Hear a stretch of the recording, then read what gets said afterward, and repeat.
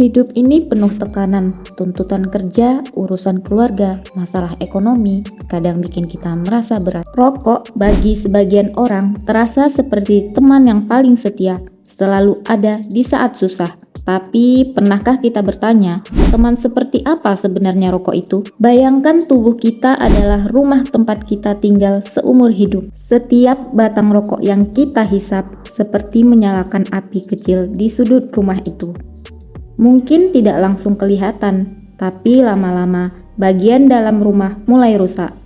Lantainya rapuh, dindingnya retak, sampai satu saat rumah itu roboh dan kita terlambat menyadarinya. Satu batang rokok mengandung lebih dari 7.000 bahan kimia dan lebih dari 70 diantaranya terbukti menyebabkan kanker. Beberapa zat utama yang terdapat pada rokok adalah tar, yaitu zat lengket yang mengendap di paru-paru yang biasa digunakan untuk aspal di jalan. Nikotin adalah zat yang membuat tubuh kecanduan dan ingin terus merokok. Formaldehida yaitu bahan pengawet untuk mayat, dan arsenik racun yang biasa dipakai untuk membunuh serangga. Semua zat ini masuk ke dalam tubuh setiap kali kita menghisap rokok. Tidak peduli seberapa mahal atau murah rokoknya, isinya tetap sama, yaitu racun.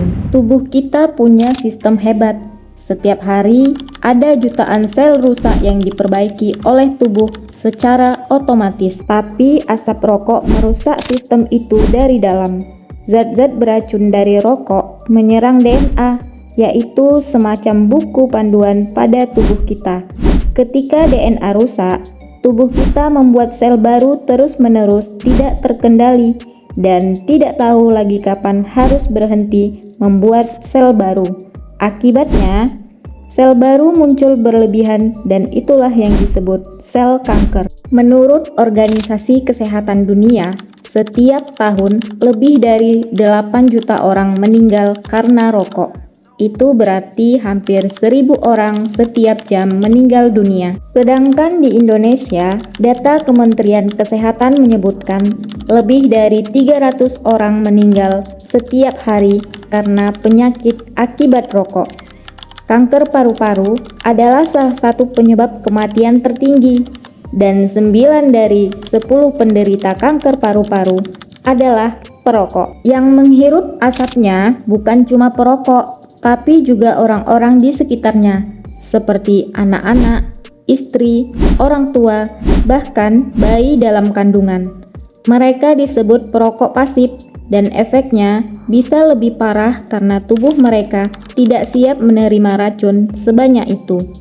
Asap rokok bisa menyebabkan anak sering batuk, sesak napas, bahkan meningkatkan resiko kanker dan penyakit jantung di masa depan. Di banyak tempat, rokok dianggap bagian dari budaya, tanda keakraban, simbol pertemanan, bahkan hadiah saat hajatan. Tapi sekarang saatnya kita bertanya, apakah budaya itu harus kita pertahankan jika ternyata itu membawa penyakit?